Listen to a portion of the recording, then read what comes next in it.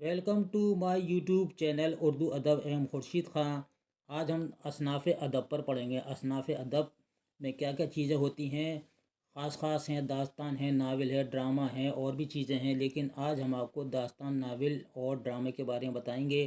दास्तान के बारे में आप जानते हैं, दास्तान और नावल में फ़र्क भी बताएंगे। और ये मज़मून और ये चैप्टर बहुत अच्छा है, इसको आप बना लीजिएगा। ये नोट्स हैं आपके लिए, बहुत उम्दा नोट्स हैं। तो दास्तान किसे कहते हैं? अक्सर आपने दास्तानें अपने दादा दादी से सुनी होंगी, उसी कहानी को हम दास्तान कहते हैं। कि दास्तान ऐसी रूमानी कहानी को कहते हैं जिसमें ख़याली वाक़यात का बयान, माफूकुल फ़ितरत अनासिर की तहय्युर ख़ेज़ी, हुस्न व इश्क़ की रंगीनी, वाक़यात व हादसात की बहतात व पेचीदगी और बयान की लताफ़त हो। और इसका मकसद अपने कारी को फ़रहत व मसरत का सामान फराहम करना है।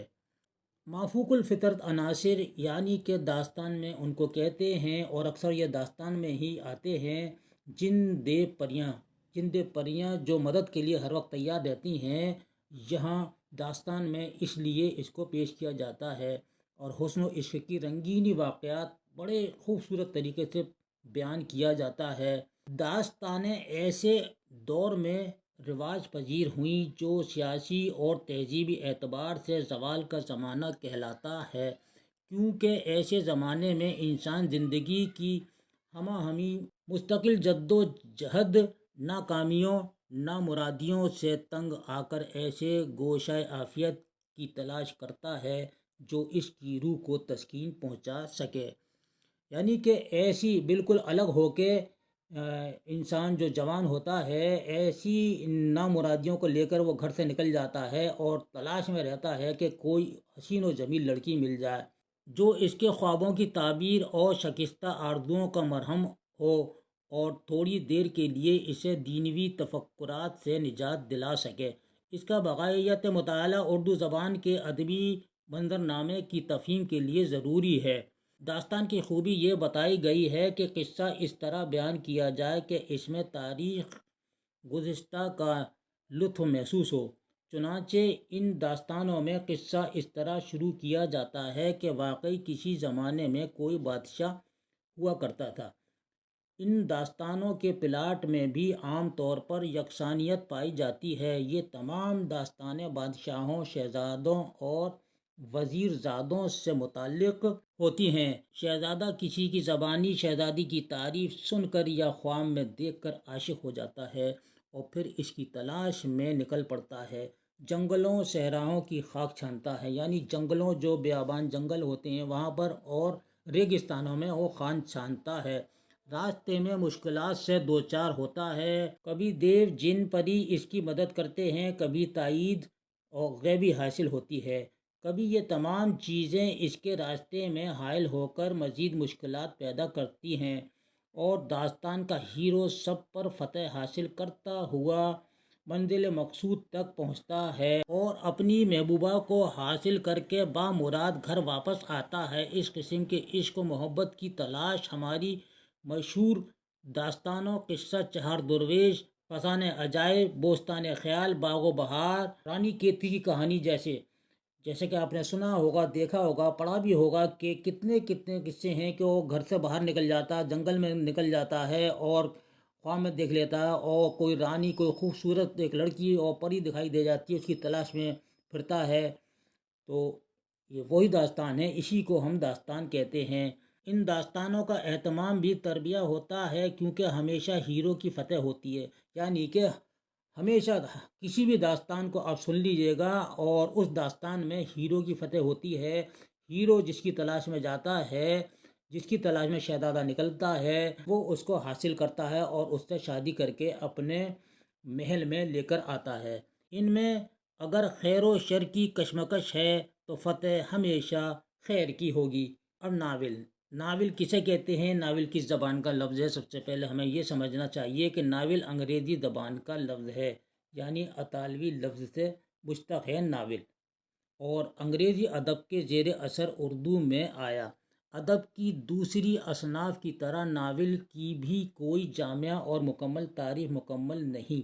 मौजू के एतबार से دور حاضر میں ناول کی ایک سادہ سی تعریف یہ کی گئی ہے کہ یہ ایک ایسا صنعتی قصہ ہے جس میں صنعتی عہد کے پس منظر میں فرد اور سماج کی کشمکش دکھائی گئی ہو، لیکن یہ تعریف یورپ کے ناولوں پر صادق آتی ہے، یعنی کہ وہاں بالکل سچائی کے طور پر اس میں آتی ہے، جہاں صنعتی انقلاب کے فوراً بعد فرد اور سماج کی کشمکش کے آثار پہلی بار جنگ عظیم کے بعد ہی رونما ہوئے ہیں، تاہم 1857 کے بعد تہذیبی اور تمدنی زندگی کے مختلف گوشوں میں قدیم و جدید، اقلیت اور مذہب اور عشق اور مغرب کے مابین کشمکش اور تصادم کی جو فضا پیدا ہوئی، یعنی کہ ٹکراؤ کی جو پیدا ہوئی، یعنی جنگ آزادی میں جو ٹکراؤ کی پیدا ہوئی، اس نے ملک کے ایسے حالات پیدا کر دیے جو ناول سے ملتے جلتے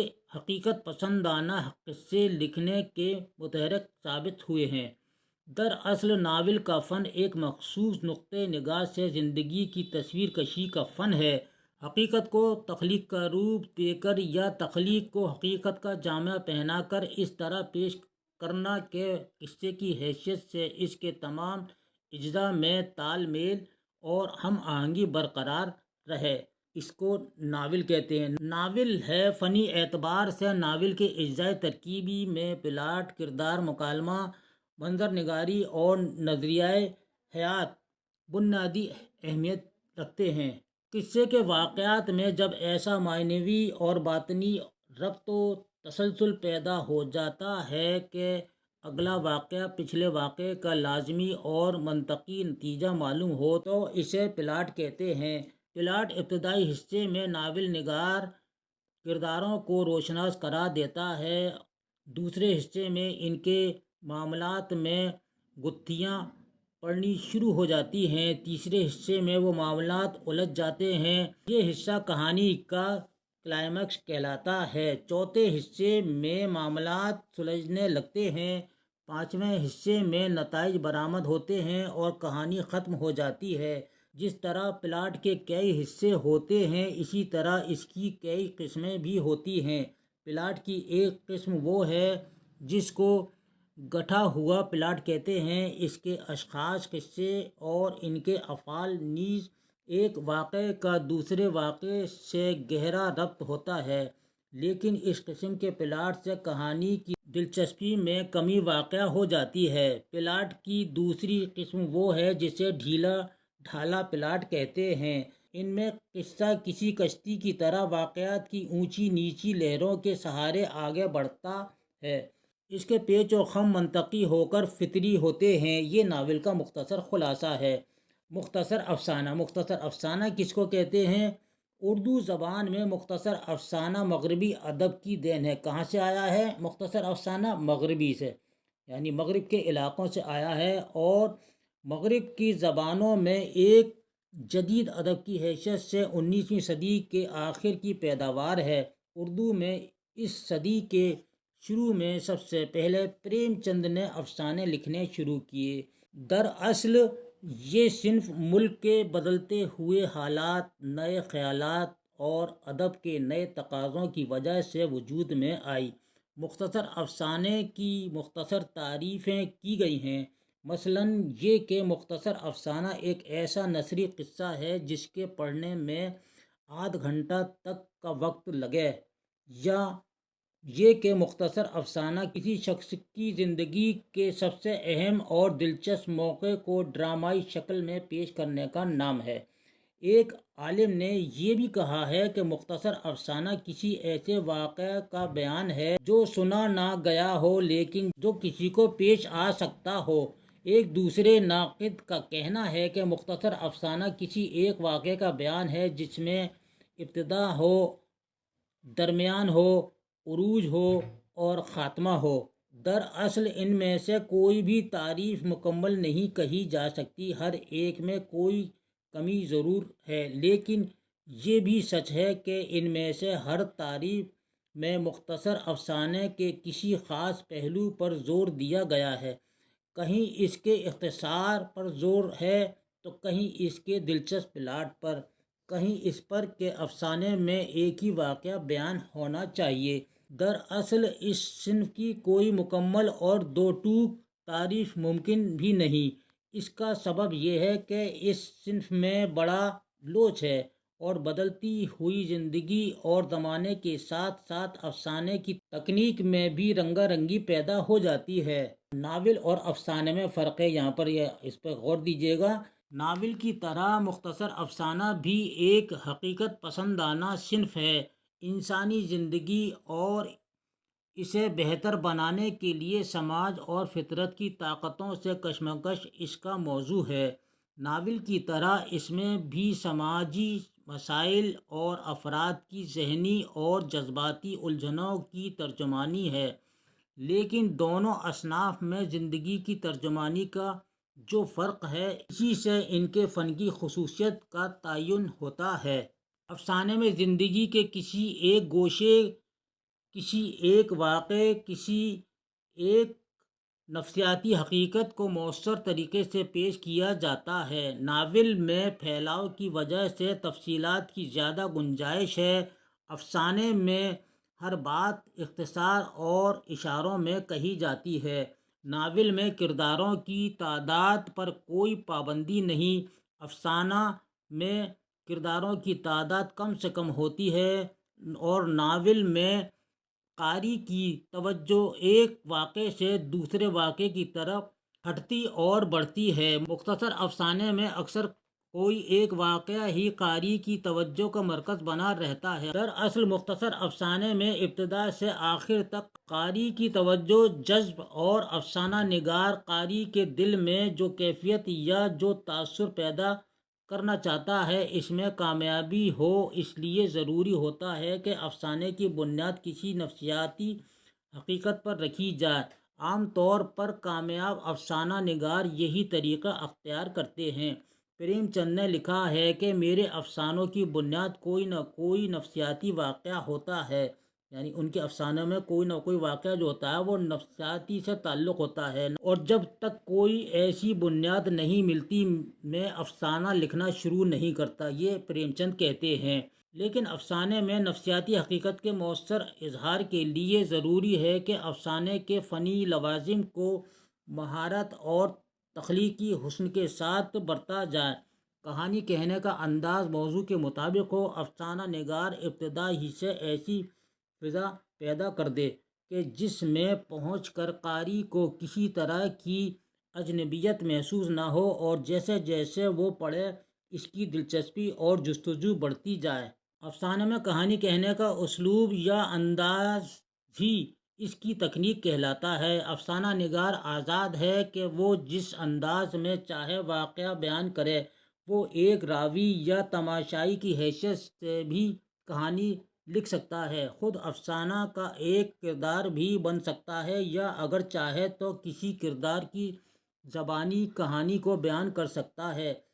اسی طرح وہ ڈائری، خطوط یا سفر نامے کی صورت میں بھی افسانے کو ترتیب دے سکتا ہے۔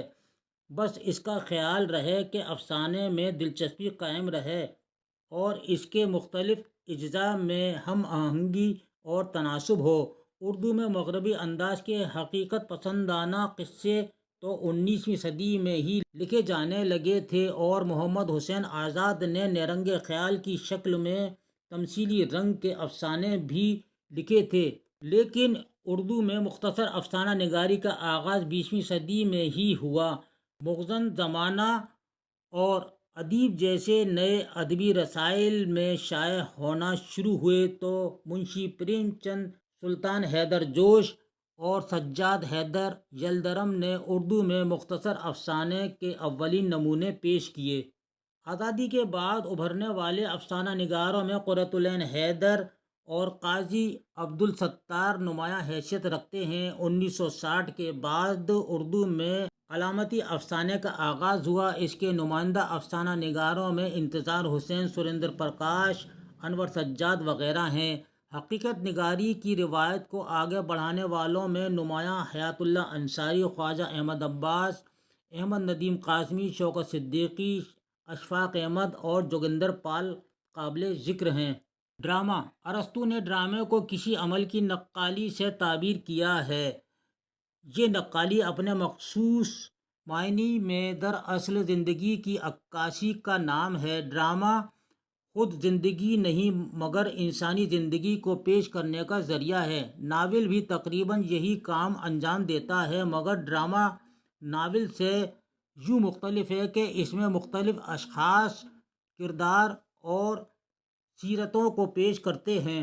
خود انسان ہی ہمارے سامنے آتے ہیں اور پیش آنے والے ناول کی طرح بے جان نہیں ہوتے، بلکہ اس میں زندگی کی تب و تاب اسے حقیقت سے قریب تر لے آتی ہے۔ اس طرح عمل دراصل ڈرامے کی جان ہے۔ ڈرامے میں صرف الفاظ ہی ہمارے تخیل پر اثر انداز نہیں ہوتے، بلکہ ان کے ساتھ عمل کی قوت بھی کار فرما ہوتی ہے۔ بعض نفسیات کیفیات کے رد عمل کے طور پر انسان کے رویے اور مزاج میں تغیرات رونما ہوتے ہیں۔ اس طرح عمل جسمانی بھی ہو سکتا ہے اور محض ذہنی اور جذباتی بھی۔ کردار، مکالمے اور عمل کے ذریعے ان سب کیفیات کو پیش کرنا ہی ڈرامے کا مقصد ہوتا ہے۔ گویا ڈرامے کی بنیاد الفاظ، گفتار اور کردار کے عمل پر ہی رکھی جاتی ہے۔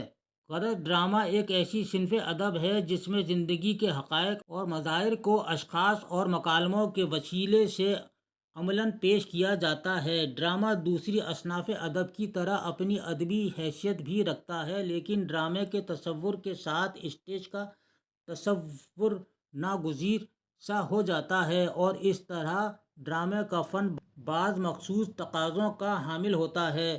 اس میں واقعات کی کڑیوں کے لیے ڈرامہ نگار کہیں بھی ناول نگار کی طرح راوی کی حیثیت سے سامنے نہیں آ سکتا۔ اسے قصے کو بڑھنے میں کردار اور ان کے مکالموں اور مخصوص عمل سے ہی واقعات کی رفتار کو باقی رکھنا ہوتا ہے۔ پھر واقعات اور مناظر جس کے نقشے الفاظ میں آسانی سے کھینچے جا سکتے ہیں، ڈرامے میں بے فرق و تمیز شامل نہیں کیے جا سکتے۔ صرف ایسے مناظر یا واقعات ہی ڈرامے میں شامل ہو سکتے ہیں جن کا اسٹیج پر دکھانا ممکن ہو۔ صبح و شام کے منظر، موسموں کی بدلتی ہوئی کیفیات، پہاڑوں اور جنگلوں کے نقشے ڈرامے پر بار بن سکتے ہیں۔ واقعات کو طویل زمانے میں بھی نہیں پھیلایا جا سکتا کہ اس سے گو نہ گو پیچیدگیاں پیدا ہو سکتی ہیں۔ ڈرامے کی طوالت کو بھی خاص طور پر مد نظر رکھا جاتا ہے۔ کل واقعات کو ایک مقرر وقت میں ختم کر دینا ہوتا ہے۔ جیسے جیسے انسان کی زندگی کی مصروفیات بڑھ رہی ہیں، ڈرامہ بھی مختصر ہوتا جا رہا ہے۔ اس اختصار کے ساتھ معنویت میں گہرائی تاثیر میں اضافہ کر دیتی ہے۔ اس طرح ڈرامہ نگاری میں ہر قدم پر اسٹیج، اداکار اور تماشائی یا قاری کو مد نظر رکھا جاتا ہے۔ ناظرین، یہ ویڈیو آپ کو کیسی لگی؟ اپنی قیمتی رائے سے کمنٹ باکس میں ضرور لکھ کر بھیجیے گا، اور یہ نوٹس آپ تیار کر لیجیے گا۔ یہ نوٹس آپ کے لیے بہت کام آئیں گے۔ اس کے ساتھ ہی اگلی ویڈیو تک کے لیے مجھے اجازت دیجیے اور اپنا خیال رکھیے۔ اللہ حافظ۔